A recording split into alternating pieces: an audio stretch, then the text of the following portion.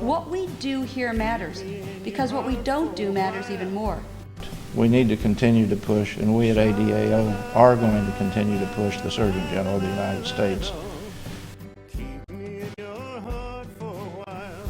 As you know, the United States continues to use asbestos, and that indeed is a barrier to others stopping its use. The most horrific part of this whole story is that it is preventable.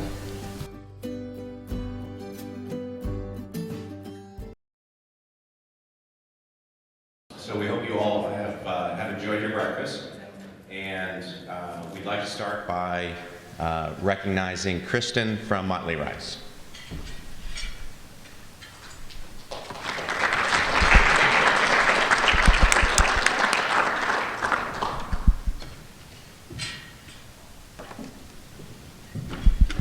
Thank you. It's been an incredibly heartbreaking but also incredibly inspirational weekend, and Motley Rice is really humbled to be a part of such a passionate and dedicated group of men and women who have come together to support this one wonderful cause. And we look forward to coming here next year, and enjoy breakfast, and thank you very much.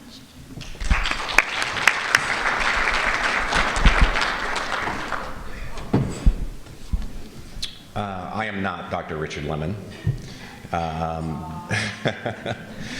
but at this time we'd like to invite Karen Banton to come up with the Bernie Banton Foundation.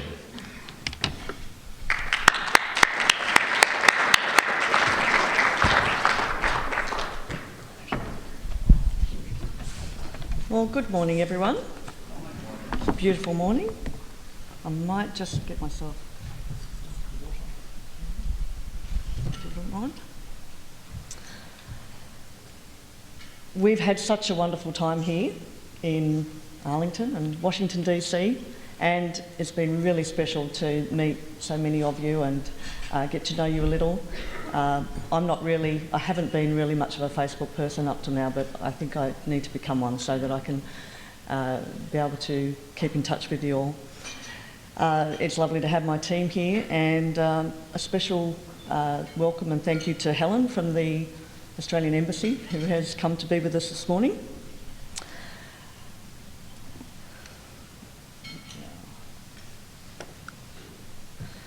My late husband, Bernie Banton, was a passionate fighter for social justice against a corporate giant called James Hardie.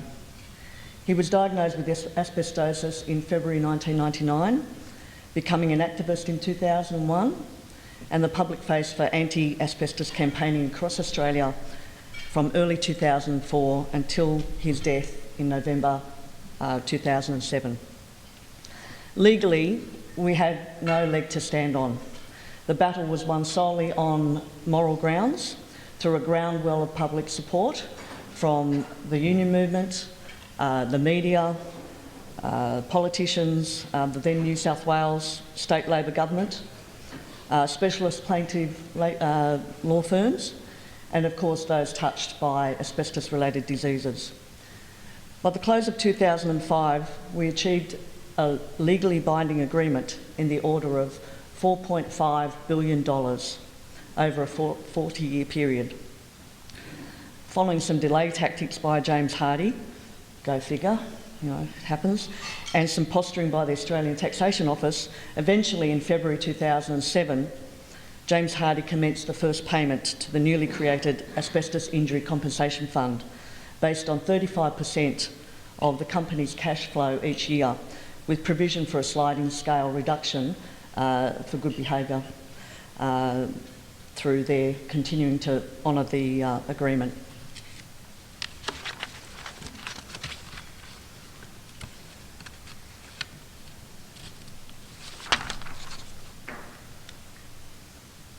Asbestos has forever changed my life, as I'm sure it has for anyone here that has been affected or had a family member being affected. And what a challenging and sobering journey it has been, and in some ways no doubt it will continue to be. One of the defining moments in my life, and perhaps some of you may relate to this, actually happened to me on the 23rd of June 1991. I was 29 years of age, as a wife and a mum of a 1-year-old son. I became widowed when my first husband passed away from a massive heart attack. And this defining moment actually happened on the day before I buried my first husband, and it involved a word of prayer on my knees and an experience I could only describe as sweet surrender. It resulted in a feeling of perfect peace, the peace which passes all understanding, and the comfort of knowing that come what may, the future was going to be okay. I also had a sense that there was a purpose intended for my future, which I did not yet comprehend. The very next day at the wake, after my husband's funeral, I was introduced to a bloke named Bernie Banton, who had volunteered his time to set up the tables and help prepare the food. And in the following months, we became friends, and we were married later that year. It was destiny. This is Bernie and I on our wedding day, and my young son Dean, who was 20 months old at that stage. And we learned to expect the strength to transform everything that came our way, making it contribute to the central purpose of our lives, to make a positive difference in the lives of others, especially those touched by asbestos-related disease. There's carefree days early in our marriage, Dean a little bit older. Bernie's exposure was from 1968 to 1974 at James Hardie, working a second job, and the factory actually did the lagging for the pipework at the power stations. There was no protective equipment or clothing offered until close to the time that Bernie left the factory, and the factory closed down a couple of years after he left. This was one of the recognitions that Bernie received from the Festival of Light awards here, a Good Citizen Award, and you can see that he now has the familiar supplemental oxygen that some of the sufferers end up having to use. He was actually on that oxygen from 2003 onwards, and in October 2003 he suffered double pneumonia, and his lungs looked so bad that 5 out of 6 specialists actually believed that he wouldn't see Christmas that year. And when you consider that he then went on to become the public face from 2004 onwards, it's quite amazing, because he was pretty close to death in that October. And I'll point out that from now on the photos will not necessarily be in chronological order. That's just another photo. That was a reason to smile when we had a win against Hardies. This was a lady that we visited in hospital at Cogra in the south of Sydney. It was Melbourne Cup Day. If any of you have heard of Melbourne Cup, it's the big race in Australia, the big horsing race, and people tend to wear hats. So we went to visit Benedetta, and she was actually on dialysis following surgery that she'd had for her mesothelioma. And these hospital visits actually became a forerunner for what we call Bernie's Angels, and it's part of what the Bernie Banton Foundation does with home and hospital visitations where practical geographically, and we also hold informal support group gatherings and support for people via telephone, email, Skype and social media, especially to those in regional areas. And my colleagues here are pretty good on the social media with people overseas as well. That's another shot of Bernie. One of his catch cries was ultimately good will always triumph over evil. We are not victims, we are victors. Tragedy into triumph. Death held no sting for Bernie. In his final interview, screamed, as a tribute upon his passing, Bernie remarked that, sure, it will be hard to leave family and friends, but when you know that you're going somewhere far better, where there's no more pain, suffering or tears, it's hard to argue why you would want to stay. After suffering asbestosis since January 1999 and diagnosis of peritoneal mesothelioma in August 2007, Bernie's earthly body gave up the ghost on 27th of November 2007. Thankfully, we do not require our physical body for eternity, and that meant that he was able to leave that oxygen bottle behind. Three things. These are the focus for the Bernie Banton Foundation, as it tends to be for most support organisations. Support represents yesterday and the effects of past exposure. Awareness represents today in the steps we collectively take to avoid future exposures. And advocacy represents tomorrow with all that involves.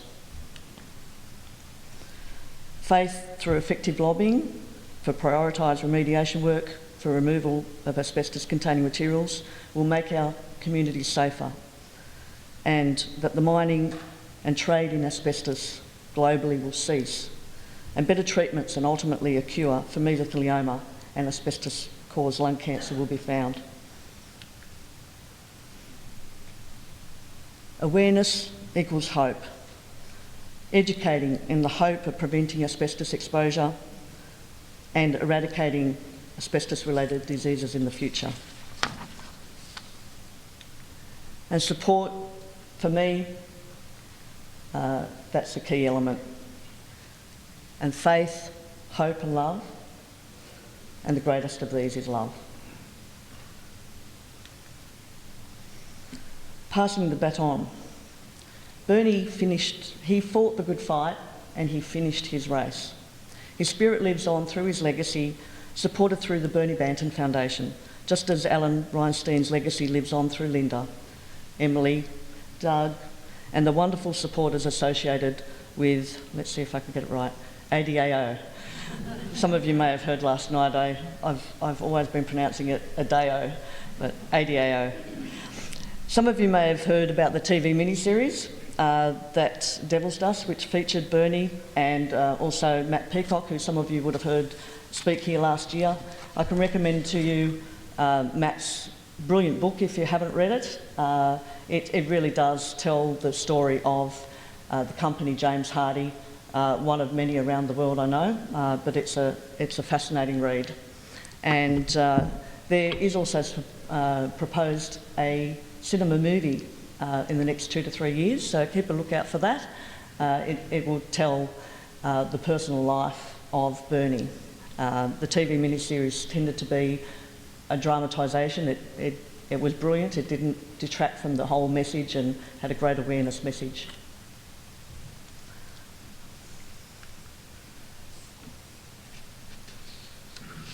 There's a close common bond between ADAO and the Bernie Banton Foundation, and likewise it has been truly wonderful to meet those here who share this bond from other countries as well. Both Linda and we are keen to develop strong ties between the USA and Australia. Teamwork is also about helping each other and reaching out to other nations, such as our dear friends in the Meso Warriors. I wish to acknowledge my team, great bunch of Aussies they are, Rod Smith, John Carter, Jeff Farey, all of whom are directors of the Bernie Banton Foundation and are here today. We also have other directors back home, Piers Grove and Professor Bruce Robinson, AM. And we're very blessed to have the wealth of knowledge and experience in these people to do support, awareness and advocacy. And I'd also like to make special mention of Lou Williams, my kindred spirit, who many of you know through Facebook and have had opportunity to meet on this trip. And we're so thankful that Lou was able to come with us. She's an amazing lady and you're going to hear from her shortly. She's a wonderful advocate. She's our voluntary asbestos information awareness and support officer. And she's just an absolute gem. Here's Lou with another dear lady who has lost her battle. Some of you would have Facebook, I'm sure, with Julie Bastian, and just a wonderful, beautiful spirit. And that photo was taken on the 14th of February 2011. Sadly, Julie lost her battle in September 2011, and it was three years and 1 month after diagnosis. And in fact, she'd been underdiagnosed some 2 years earlier than that. Julie is the late partner of Rod Smith, who cared tirelessly for Julie as her health steadily deteriorated. In order to fulfil the ever-increasing challenges of caring for Julie's needs, Rod withdrew from his role of facilitator and coordinator of a large AAD support group that was based in Melbourne, Victoria, in Australia.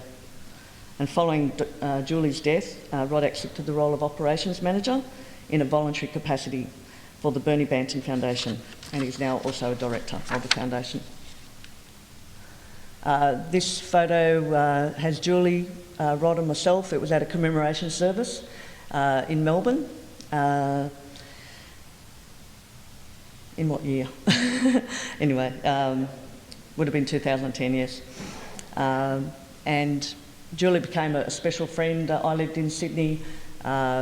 Rod and Julie were based down in Melbourne, and it was a real privilege on a couple of occasions to be able to go down and actually meet Julie rather than just on Skype and through email. It was a real joy.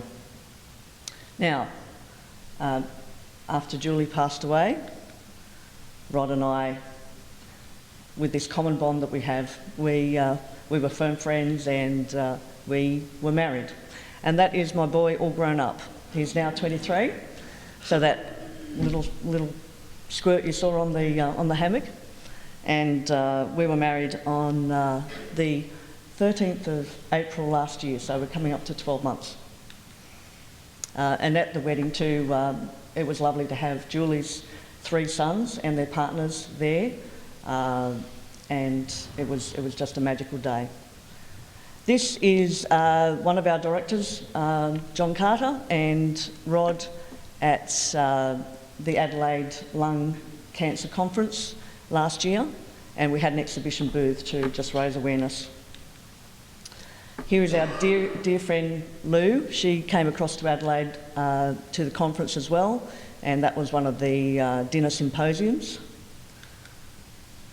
And girls just want to have fun, and we have a lot of fun, don't we, Lou? There is the stunning scenery of the Mornington Peninsula where we live. That's where we were married, and I'd like to extend a welcome to any of you who are able to come down under. You're more than welcome to get in touch with us and come and stay.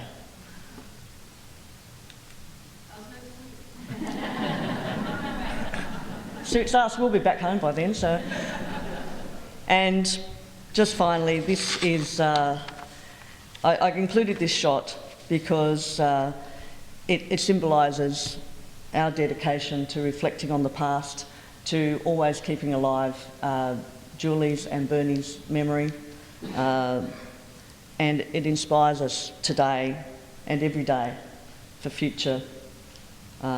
current and future accomplishments. And as I said, it's been an absolute delight being here. All the Aussie team have really had a thrilling time, and you've been so wonderfully hospitable. I just want to say thank you to ADAO and everyone involved. It's been an amazing time here, and your hospitality has just been fantastic. So thank you very much.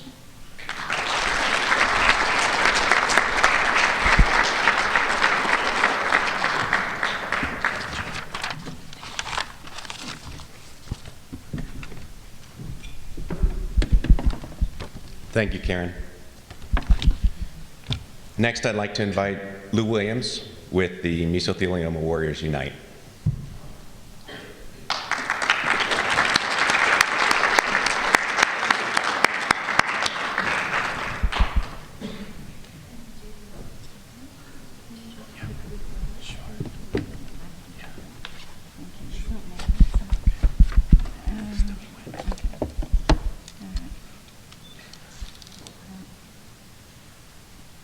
Thank you very much. Can everyone hear me? Because I do have a very soft voice. Is it? A bit closer? Is that fine? Okay, thank you. Okay, good morning. So, you know my name is Lou Williams, and I also get called Lulu, Louise, my real name Louisa, Nana, Nan, and Nana Lou. I'm from Melbourne, and I'm part of the Bernie Banton Foundation. Right. I'm here today because I have hope.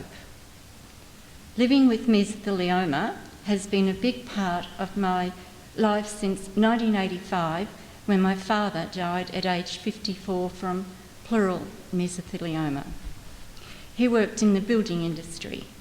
In 1985, treatment was not great, and he was in constant and severe pain until his death 6 months after diagnosis.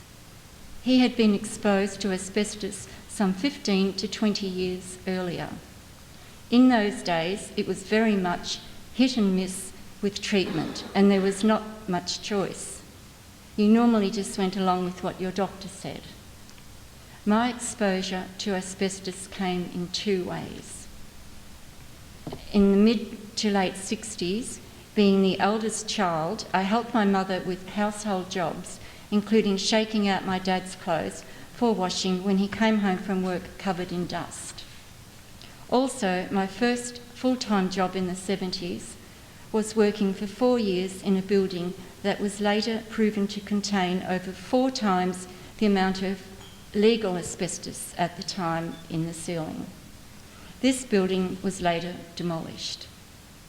After an initial diagnosis in 2001, I was eventually diagnosed with peritoneal mesothelioma in 2003. This was after I had inhaled maybe only as little as 1 asbestos fibre about 30 years ago. My doctor's prognosis was 2 to 3 months without any treatment, or a few months to a couple of years if treatment did work for me. Following surgery and 6 months of chemotherapy, maintaining a positive attitude and eating well, I remained reasonably healthy for the next 6 years. However, in late 2009, I suffered a setback when I was diagnosed with pleural mesothelioma. Excuse me. Following 3 further major operations, including a pleurodesis, heavy chemotherapy, and continuing to maintain my previous healthy lifestyle, I am again living reasonably well with this cancer.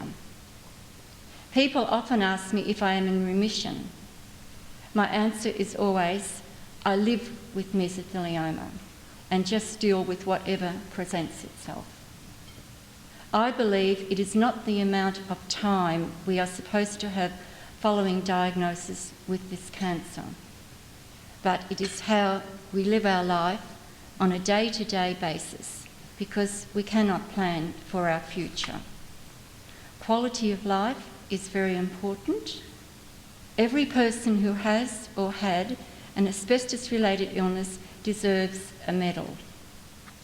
Through no fault of our own, we have been exposed to the evils of deadly asbestos.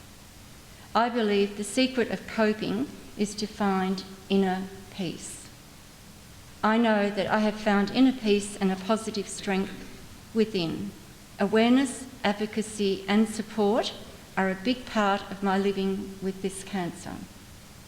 As I speak, I am surrounded by love, close friends, associates, and everyone at this conference. I particularly want to mention our worldwide support group, the Meso Warriors. The Meso Warriors are a dedicated group of people living with mesothelioma. It's a very special, unique group. We work together as a united front on Facebook. Here we share our utmost inner thoughts, worries, treatments, and above all, support for each other. Mesothelioma Warriors living with this cancer nightmare can go online day or night, 7 days a week, and know that there will always be someone there to listen, respond, offer advice and help. And I'd just like to send a beautiful rainbow of love to all the mesotheliomas warriors around the world. Now, could I just ask Linda to please come up here?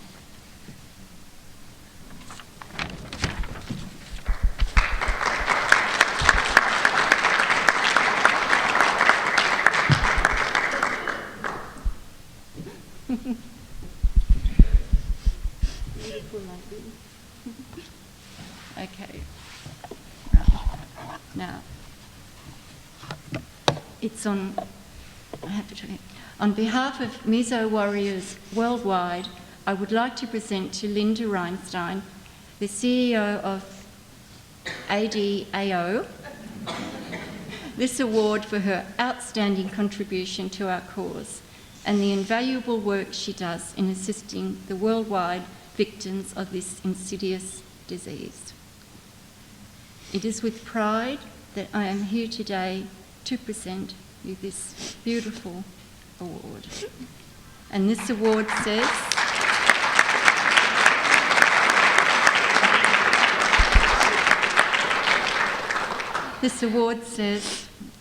Meso Warriors Award 2013, presented to Linda Reinstein for outstanding contribution to the Meso community. Will you accept this award?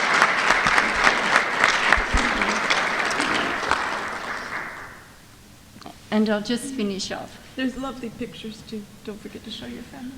Thank you. Thank you very much, Lou. Thank you. Thank you. And I'd just like to quickly finish. In conclusion, I would like to say that if telling my story helps save just one life, then I have achieved so much in my life. We are all here today because of asbestos. Together we can make a difference and eradicate asbestos. There is no safe asbestos. Asbestos kills. Thank you. Lou, that was beautiful. Wave to Mavis. That was beautiful. Thank you. Thank you. Very cool.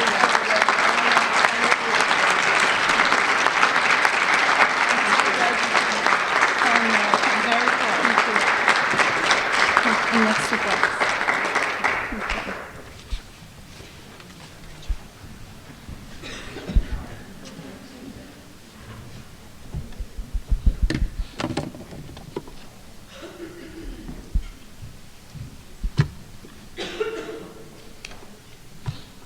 Next, I'd like to recognize and invite up Dr. Brad Black with the card clinic.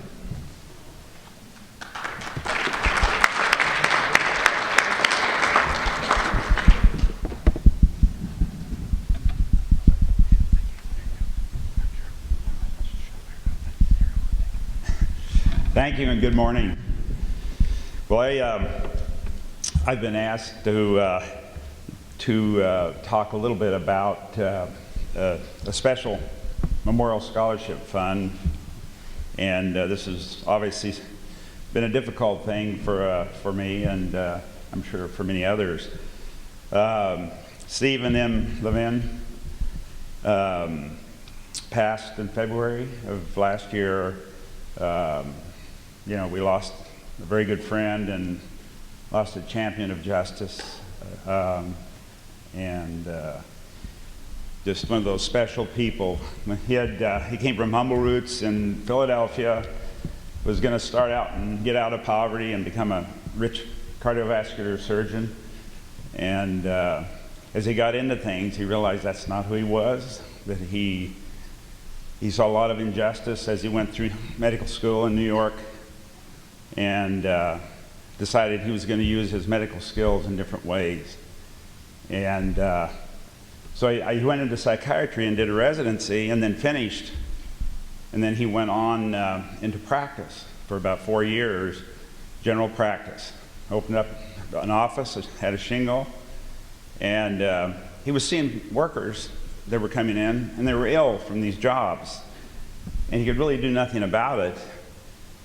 And he realized he probably if he wanted to get something done, he would have to get more education and get in a better position to do things for people, because he was going to be an advocate for those folks that were not getting a fair shake, and he always wanted to bring about that justice.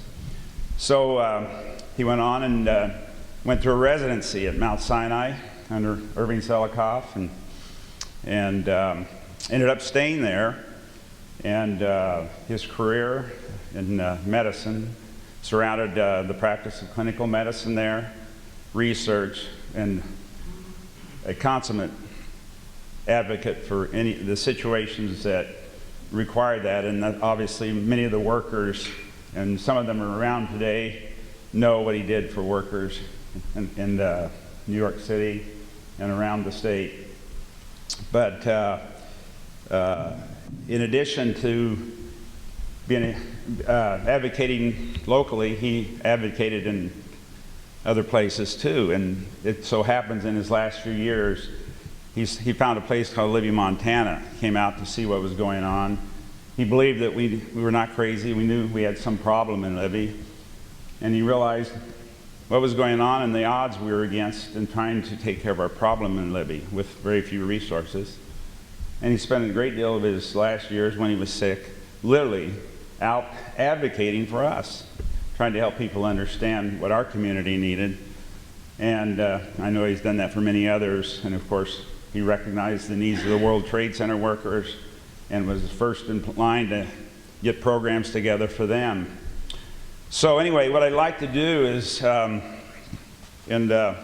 describe how Steve described occupational medicine, because that's what his scholarship is all about, is bringing a student of medicine into this specialty.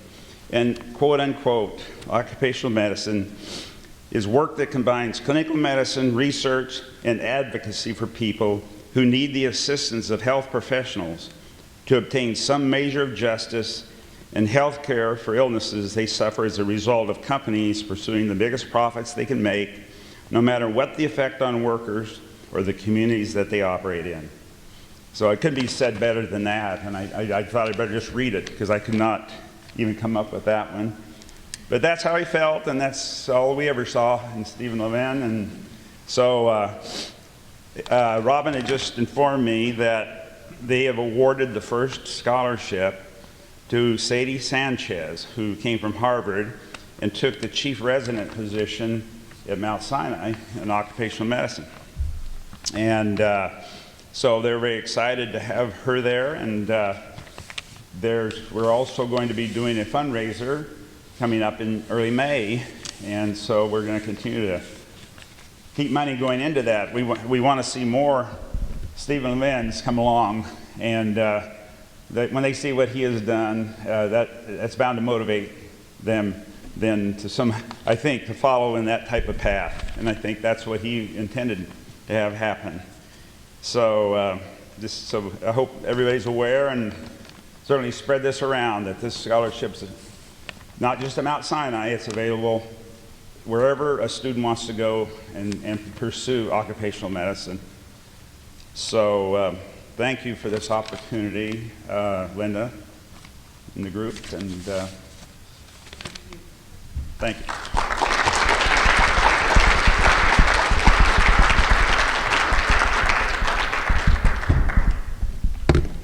So next, but before I invite Jill up, I'd like to recognize Heather Von St. James.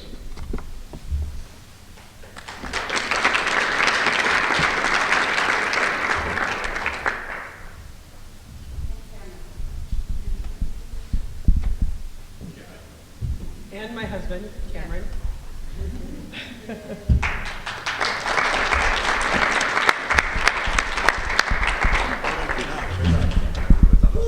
No, that's all right. Linda, where'd you go? There you are. 4 years ago, I met this woman here in Washington, D.C., and she lit a fire under my ass.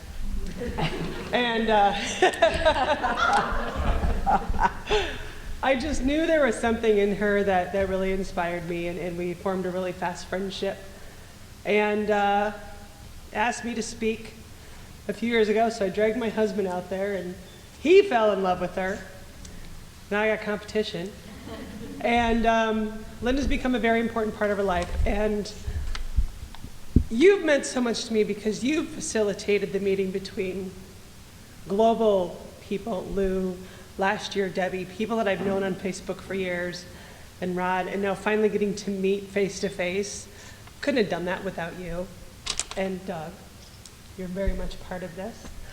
And so when we had our fundraiser starting last year, we decided we're gonna raise money for ADAO. And we didn't get as much as I wanted, and so I stuck the money away. I thought, okay, I'm gonna add to it. This year we raised twice as much as we did last year, so we're able to get a bigger chunk of money to be able to present to ADAO. So please accept the check on behalf of the Von St. James family, and Long Leben Day for the ADAO and all you do for us. Wow. Thank you.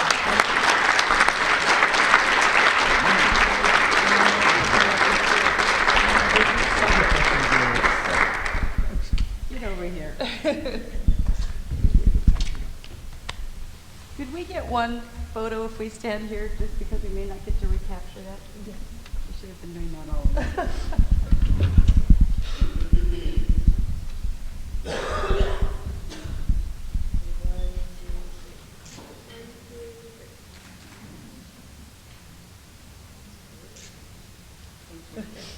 Thank you very much.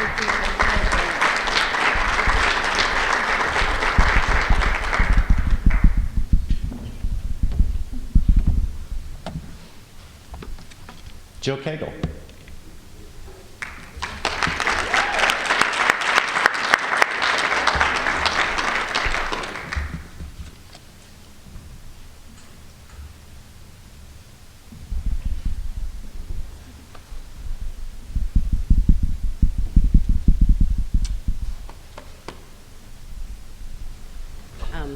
We all, I think all of us, we go through trials and tribulations in our lives, always. And this song, I pray, I think in this group especially, with all the trials and things we go through, I pray that this song will inspire you.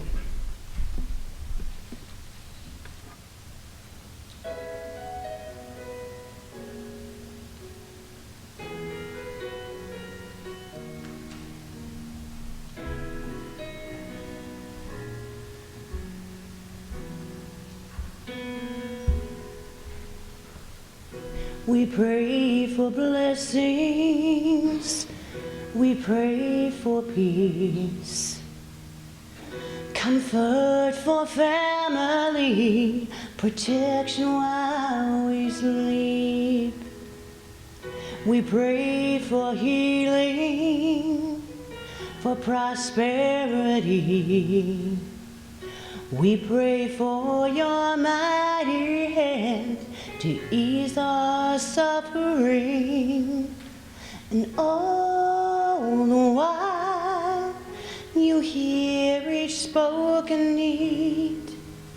Yet love is way too much to give us lesser things. 'Cause what if your blessings come through raindrops? What if your healing comes through tears? And what if 1,000 sleepless nights are what it takes to know you're near? And what if trials of this life are your mercies in disguise?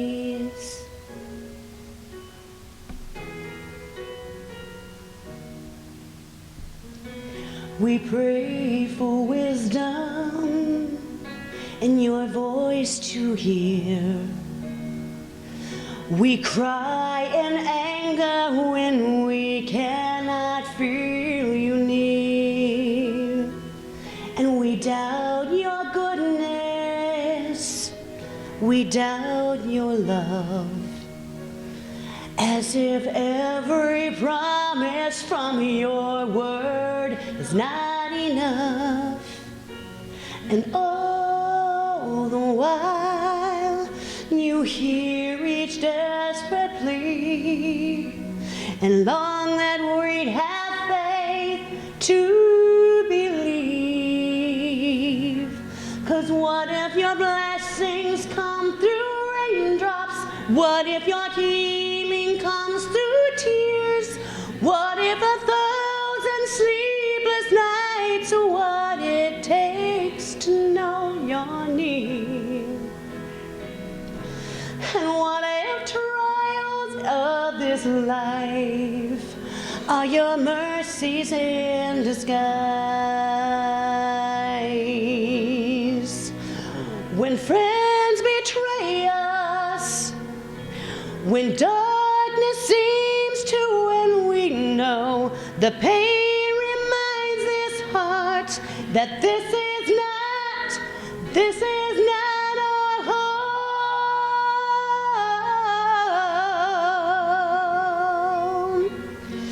It's not our home.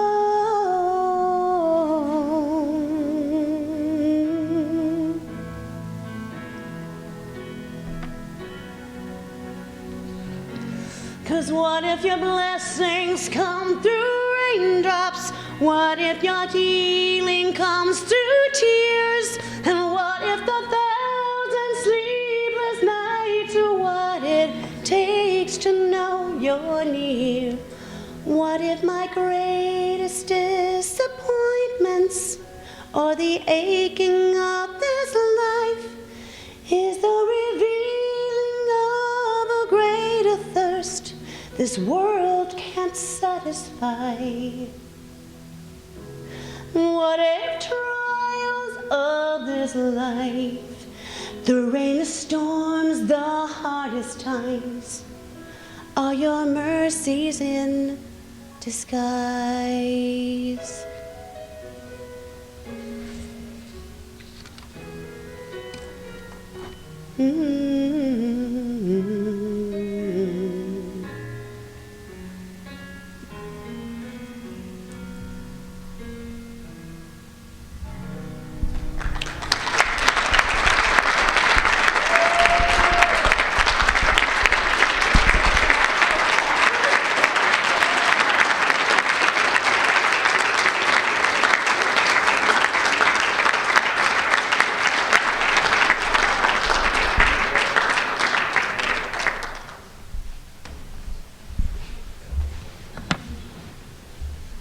Thank you, Jill. That was beautiful. So it wouldn't be a Unity and Remembrance brunch if we didn't have candle lighting. So I'd like to invite longtime ADAO volunteer and family friend, Ellen Costa.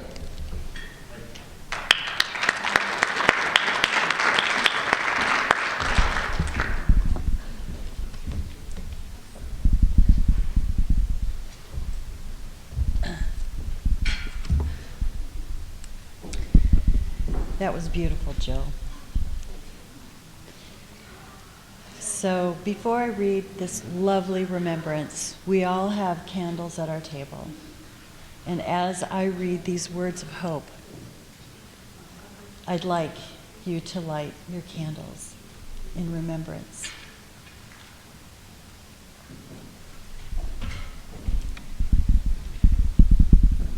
The light of this candle reminds us of love.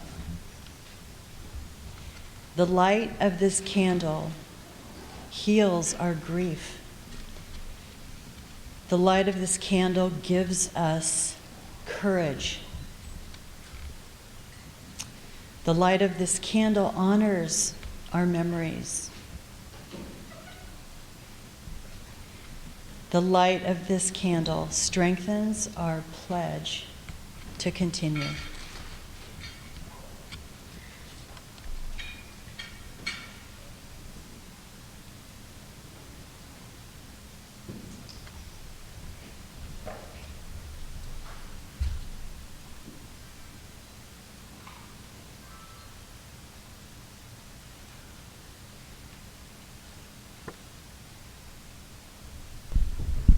Linda Renstein.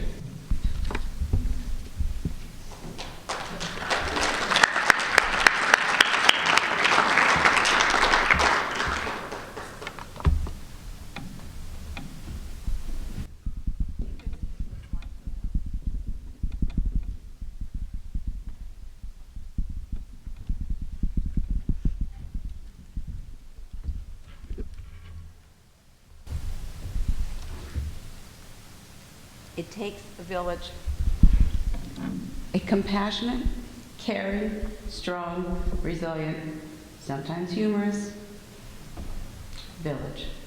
It takes you. But I want to recognize our committee, and I would like everyone involved in planning and working on this conference to please let the audience thank you with sincere applause. Please stand.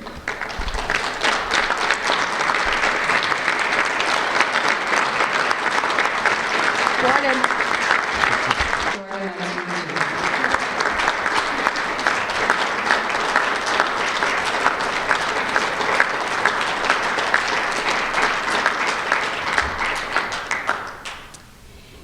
Our sponsors have generously given to not only this conference, but if their dollars help to pledge the work that we will do in all of 2013. So looking at this list, we want to really thank our platinum sponsors, Simmons, Motley Rice, Barron & Budd, our silver, Early, Lucarelli, Sweeney & Strauss, the Nimroff Law Firm, and of course, Terry Lynch and all of the folks over at the Insulator Union, because you generously helped to fund this conference in our year. So please thank our sponsors with applause as well.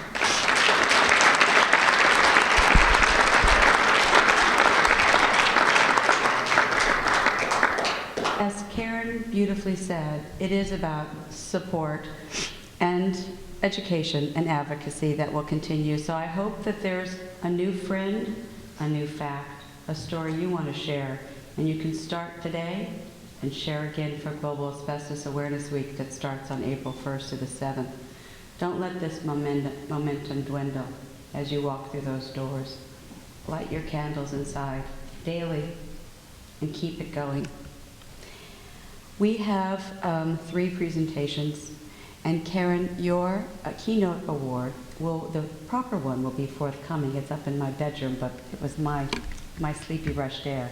So we would like to ask Karen Banton to come forward so we can present you with your keynote speaker award.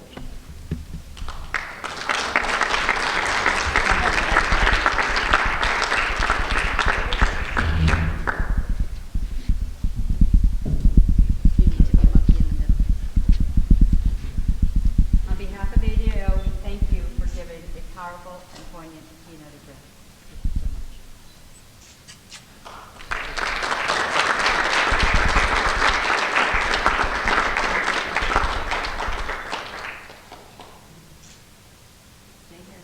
There's more. We would like to ask the Bernie Bounton Foundation members to please come forward.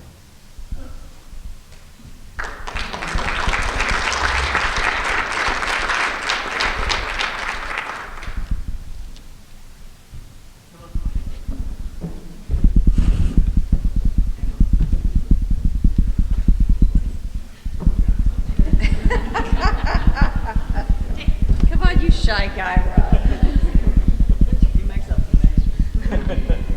On behalf of ADAO and Barbara McQueen, we would like to give you an autographed copy of The Last Mile Revisited, which includes the ADAO page for education and awareness that's signed by Barbie.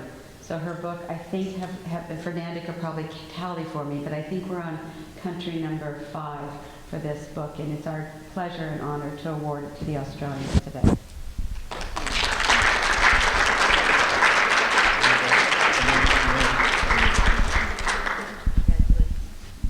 We kiss a lot. Some of us do. Better go. Ready? Yes. Oh.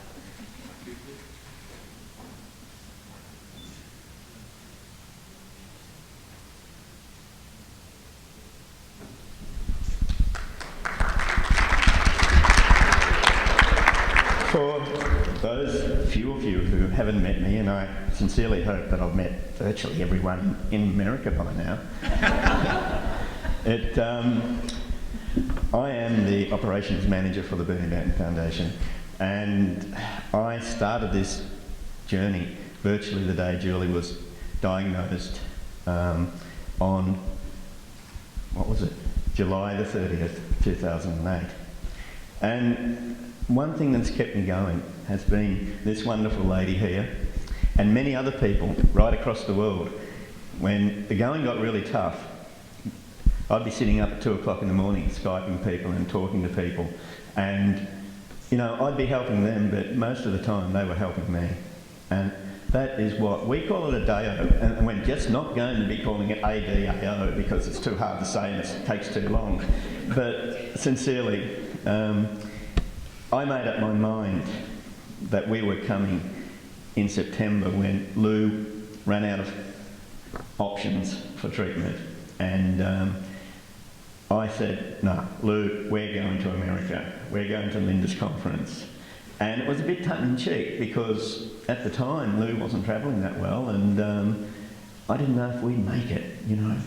But this has been the most liberating experience to come over here. Not only to come to America, but to know that we are so united in what we do.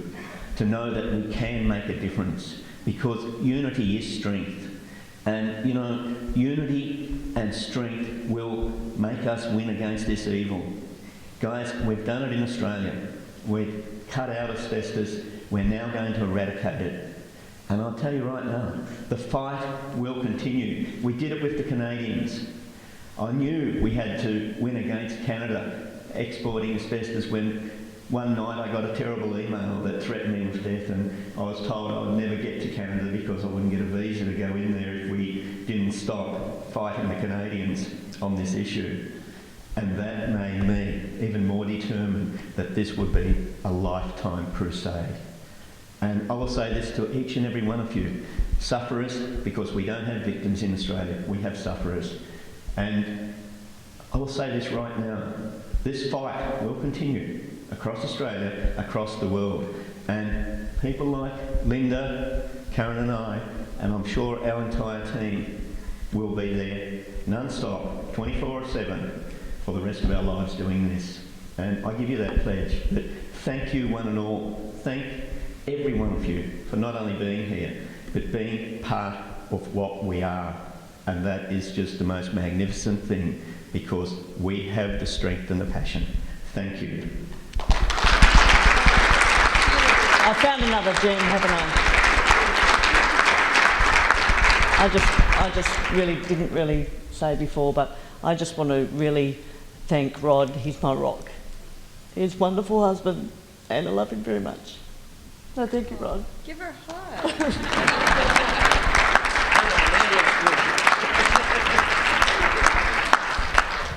Sweet words. Yes. It's a signbook. Who has to put that in their luggage? That's trinkets. These are heavy. But they're signed. They fetched $300 in the UK at the IATP event. These books, yeah. Treasures. We have one more book to present. And on behalf of ADAO, we'd like the CARD Center for Asbestos Related Disease Center in Libby, Montana, to come up. We'd like all three of you, please.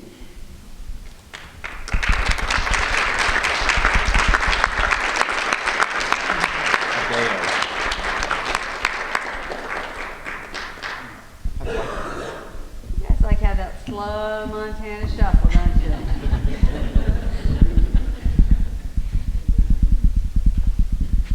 Although our work is focused primarily within the United States, you see it goes outside. We want to focus again before we close this conference that it's in the United States is where we must work so closely, and what you do in Montana is remarkable, and other cities are learning from you and states. So we'd like to present the signed Barbara McQueen book for you and the center, and hopefully some of your patients coming in will you share? I don't know. Will enjoy knowing that they have a big family out here supporting them in Libby, Montana.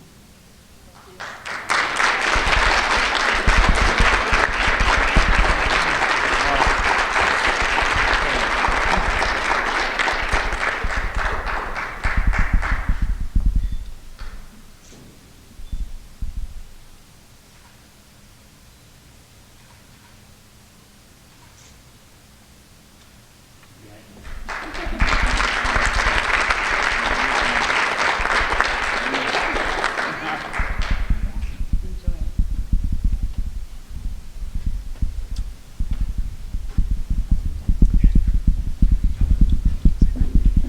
So it's 11:15.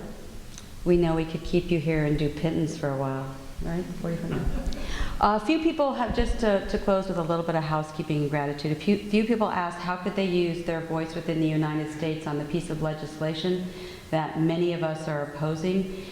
There is an open petition, so those of you, I can't really see who did ask me, but Sarah has a petition if somebody would like to sign it. It's in reference to a piece of legislation that impacts victims' legal child rights in the United States. So if you're from the U.S. and interested, Sarah can explain more. I am just overjoyed and grateful for this amazing conference, but it's really with Doug and Emily that we can do this. I mean, we have amazing fortitude, and I know our families will not give up.